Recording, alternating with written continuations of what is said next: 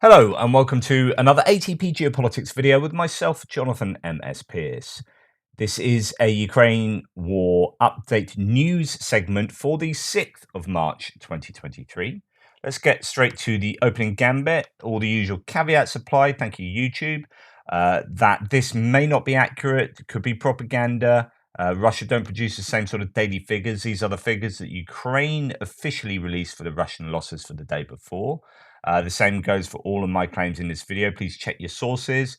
These are quite openly available, nuggets of news, but it doesn't mean to say they are incontrovertibly true. Anyway, I find these indicative and useful, these numbers. 650 liquidated personnel. I think that's probably the Sunday effect from the figures when they're released on Sunday, for Monday. They appear to be, you generally see a downtick for those figures. 9 tanks, 11 APCs, still fairly significant. 7 artillery systems, again, that's keeping fairly high. 2 anti-aircraft warfare systems. 15 drones. There was a Shahed 136 drone attack last night. 15 out of 17 were shot down. 8 vehicles and fuel tanks and 2 pieces of special equipment. So fairly consistent on the equipment front. About 300 fewer liquidated personnel lost than the day before. Just to give you some, I suppose, evidence for some of those equipment losses. This is Avdiivka. Here you can see 6 pieces of equipment, 5 IFVs, it looks like, and a tank lost in near Novobakhmativka, just north of Avdiivka. So that's just in one small, 20 square meter area. So there are significant equipment losses. Shahed attack last night, 13 out of 15 actually here. I don't know if that's, well, okay, 13 out of 15, not 15 out of 17. So 2 other drones as well were taken down to make that 15 in total. Russia launched these last night. So pretty good hit rate, interception rate, but we have had previous instances where of the drones 100% have been taken down, so a couple getting through, and it just takes a couple of drones to do quite a lot of damage to infrastructure, such as energy infrastructure. Okay, in temporarily occupied Volnovaka, so this is down near Vuhledar, a Russian command center was leveled by HIMARS. So there have been there's quite a variety of strikes actually. I'm just going to show you from the Ukrainians. Of course, the Russians will be doing, I'm sure, similar things. Here we have in Kremina, a Russian base was destroyed by Tochka-U missile. Now, I thought they'd run out of these. These are fairly substantial missiles, and you can see that has landed. I don't know actually what kind of damage that has really done, whether that has missed any buildings. It looks like that might have just missed a building, but taken out maybe the side of it. They say a base was covered. I don't know quite what covered means and how much damage that really would have done yesterday evening. But the significant part there is that is a Tochka-U missile, apparently. Yesterday evening, there are some reports in Melitopol of explosions, although the area is often used by Russia for training of newly mobilized troops. However, exiled Mayor Fedorov told the Ukrainian TV news they actually hit 2 Russian war warehouses. Of course, that is an assertion from the Ukrainians.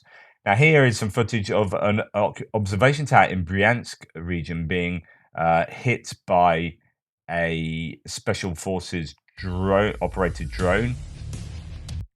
There you go. There's the tower, and you can see that's it being hit from first-person drone footage, and then from a distance. That observation tower has taken a hit. I don't know if you call that destroyed, but it's certainly not going to be doing what it was originally constructed to do without a little bit of TLC.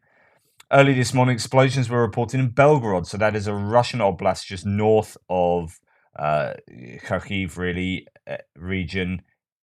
An object can be seen and an explosion was noted right after. So there were 3 explosions. The Russians have claimed that they shot down 3 missiles. Don't know either way exactly what's gone on now. I mean, it could play you that. It's just 3 sounds of explosions. So Belgorod, there seems to be, quite a lot of, as I say, a variety of aerial munitions used to hit various targets right around Ukraine and indeed into Russia. Here we have a major fire breaking out in a coke and gas plant in Vidnoye in near Moscow. So that looks like quite a considerable fire. We'll see what the outcome of that will be, I'm sure, over the next day or so. Russia on fire. And this is Russian cargo. Actually, this should be in the next part, so I might as well. We'll start the kind of military aid section. There is no military aid news. I mean, goodness me, there's been so much military aid reported over the last month or two that when you have a quiet day like this, you really notice it, actually. But here is a Russian cargo ship, Sparta 4, is apparently, which has been sanctioned by the US, has apparently crossed the Bosphorus Straits and entered the Black Sea. So those have closed off the Bosphorus Straits, one of the most important aspects of the war, in my opinion. It doesn't get talked about enough. Turkey have done a huge service to Ukraine by closing off the Bosphorus Straits, which is their right, as according to the Montreux Convention in the 1930s, that allows them to close the Bosphorus Straits if there is a war. They own that, but it's the only access to the Black Sea. That has meant that Russian naval ships have been unable to enter the Black Sea since the beginning of the war. Now, I maintain that that's probably one of the biggest um, the biggest, I don't know, advantages, I wouldn't say, or a lack of advantages for Russia. Uh, Biggest assistances to Ukraine since the beginning of the war. The Russian naval fleet is fairly significant. It was very significant, and is actually arguably one of the best components of their whole armed forces. The fact that they've only been able to use the ships and submarines they've had in the Black Sea from that they've had since the beginning of the war has hampered their efforts and has meant really that places like Odessa, the Mykolaiv Oblast, have remained in Ukrainian hands. If you had free access to Ukraine from the sea, from allowing all of the Russian fleet to do what it possibly could do, this war would have been really, really different. Anyway, back to this point, this ship has apparently, or could well have on board, a bunch of military hardware. The ship has been allowed through the Bosphorus Straits. I don't know, money's changed hands there. A ship has sailed from Syria to the port of Novorossiysk, which is the alternative port to uh, to Sevastopol. Sevastopol, the Russians pulled their naval fleet out of there because, so if we have a look here, here is the port. It's not a deep sea port. And the reason why Crimea is so important to the Russians is it's basically their only kind of deep sea port. Well, it's their only deep sea port uh, in the Black Sea. So the naval fleet can dock in the port. You can get submarine access, all sorts. With this port, which is their port alternative, they have to moor a lot of their ships out of the port, and it's not ideal. Anyway, the Bosphorus Straits down here through Istanbul, the Turkish have allowed this ship Spartan 4 to get through the straits and to go to dock in Novorossiysk, and there could well be a bunch of military hardware on board, which is kind of against really the Montreux Convention. That ship, if it does have military hardware on board, that really should have been stopped. Anyway, going on to other kind of military aid news. This is from the UK Defence Intelligence Update. Worthwhile just dwelling on for a short period. The Russian military has continued to respond to heavy armored vehicle losses by deploying 60-year-old T-62 main battle tanks. There's a realistic possibility that even units of the First Guard Tank Army, the 1 GTA, supposedly Russia's premier tank force, will be re-equipped with T-62s to make up for previous losses. First GTA had previously been due to receive the next generation T-14 Armata MBT from 2021. This is the idea that they're supposed to be having the very best of the tanks, and they're getting 60-year-old T-62s. In recent days, BTR-50 armored personnel carriers first fielded in 1954 have also been identified deployed to Ukraine for the first time, and I've reported that myself.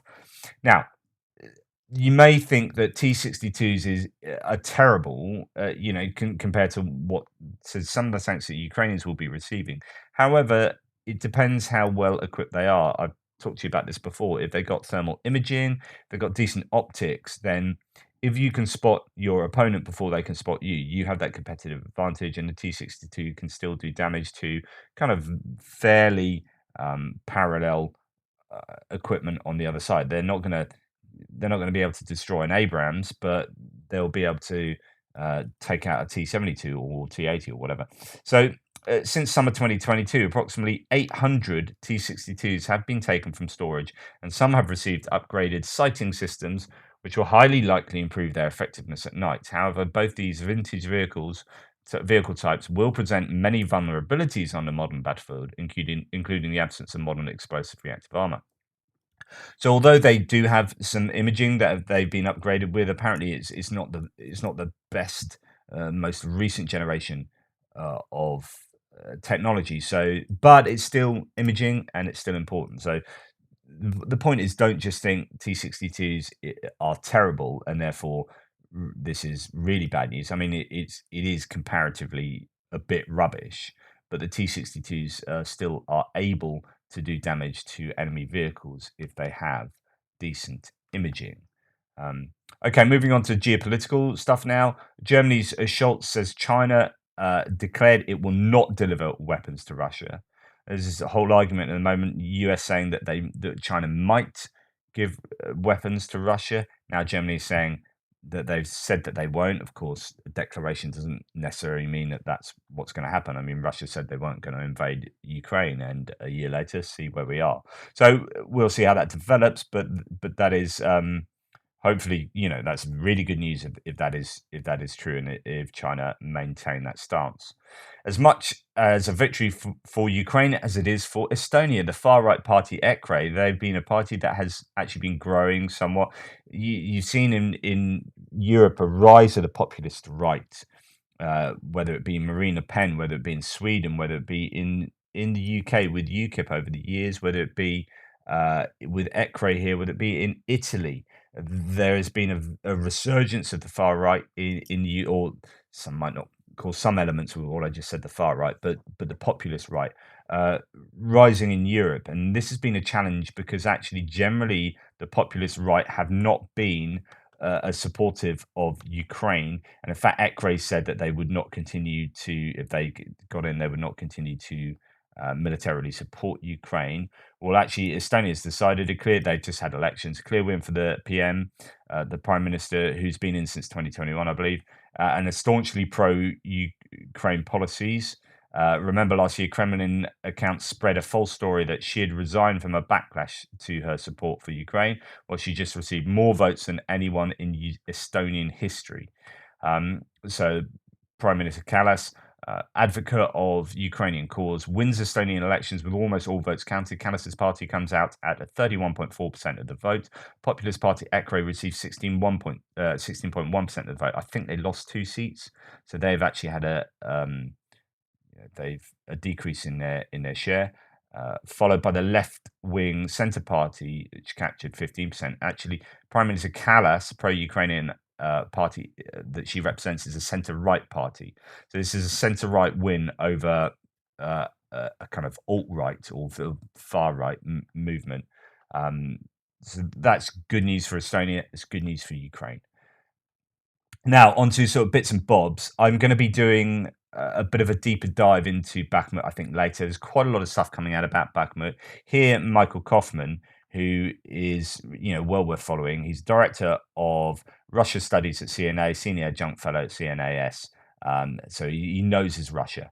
Rob and I, talking about someone else, Rob Lee, who's also well worth following on Twitter, we're in Bakhmut last week, and the situation looked difficult. From artillery ammo shortages, increasingly contested lines of communication, and an attritional battle in unfavorable terrain. This fight doesn't play to Ukraine's advantages as a force. More to follow. So, quite critical of the situation in Bakhmut for Ukraine. There is. I shared with you former General Mick Ryan's piece on Operation Withdrawal, retrograde action, and how difficult it is to get it right and how important it is to get it right. But the first thing he's talking about was deception. I think there's been a lot of deception going on here, whereby Ukraine have been saying we are staying in Bakhmut, we're going to hold it, all the while pulling their troops out. We've seen trickles of troops leaving. There's been quite a bit of footage that has got out of troops leaving Bakhmut. So I think you've seen an operational withdrawal really taking place for the last week, where they are maintaining positions in Bakhmut to allow for that. And then you'll probably see that rear guard action then pull out of Bakhmut over the coming days. I don't know for sure, but that it seems to be the case. Now, this coincides with the situation being worsening in Bakhmut. Uh, the Kiev Independent has a really quite critical piece on some aspects of Ukraine's force provision in Bakhmut. Ukrainian soldiers in Bakhmut quote, "Our troops are not being protected." I'm not going to go into this now. This is the news segment. However, there is a lot to share with you here that has been fairly similar to claims of the Russian mobilized troops sent to frontline without training, not enough equipment, not enough support from mortar and artillery fire, etc., poor communications, etc., etc. This is a really quite damning article, and one that needs to be taken seriously because it's coming from a pro-Ukrainian source. So it's not, this isn't propaganda. This is the Kiev Independent saying, hey, it's a bit of a corrective, really. And there's been news of this getting out. There, it's difficult, when they say there's not enough decent drone coverage. The attrition rates of drones is bad. When you see an awful lot of drone footage coming out of Bakhmut, you are seeing the drones that are successful, of course, because if they aren't successful, you don't see that footage. It's shot down. So these are successful drones that give you kind of a biased idea of what's going on there. But they are saying there are not enough drones in Bakhmut. That's why there are always these appeals for drones online. If you on Twitter for more than 5 minutes following Ukrainian sources, every other person is doing a fundraiser for drones. So whilst drones out in the battlefield somewhere else in the kind of rural areas, you might have a much less attrition of the drones there, and might see more success as they're just dropping IEDs through hatches of abandoned infantry fighting vehicles. Okay, fair enough. But when it comes to Bakhmut and you are flying drones over people with a lot of armament, a lot of small arms fire, but actually with electronic warfare as well. Those drones are dropping out of the sky a lot, and they are failing to complete their missions. So you're having a huge attrition, and then that affects the support for the troops on the ground. And that'll be the same for the Russians, of course. But if you're pro-Ukrainian, this is a real challenge. So they had communication issues, drone issues, support issues, training issues, equipment issues. So this is a very important corrective that falls in line with what Michael Kaufman is saying here, and Rob Lee and others. There are lots of nuggets of information getting out of Bakhmut to suggest that it's not going very well for the Ukrainians there. And of course, that is almost obviously correct because they're having to pull out of Bakhmut. So of course it's not going well. The Russians have been able to throw humans at the problem, and at some point, those humans have made the difference, and they've overwhelmed the Ukrainian support there, Ukrainian forces there. Okay, moving on from Bakhmut, the Hague trial will open this summer. Wow, the International Center for the Investigation of Crimes of the Russian Federation in The Hague will open in the summer, says Prosecutor General Kostin. That's from the Ukrainian side. So that is a very significant move. If that's going to happen, Russia are in trouble, but you're going to see a situation where Putin will not be able to leave Russia because he'll be arrested for war crimes. Or at least he won't be able to go to countries covered by that. He might be able to go to China and places. But yeah, that's really significant. And that's the one I've already shown you. So that's that for the news for today. It's a fairly quiet day in some aspects of the news. Military aid and some geopolitical aspects, but you got to remember it was Sunday yesterday, so that's what you would expect. Anyway, hopefully that's useful. I'll get on with looking at the front lines now and seeing what changes there have been, if many. Please like, subscribe, and share this video, and check out my ones later today. In the meantime, take care. Speak to you later.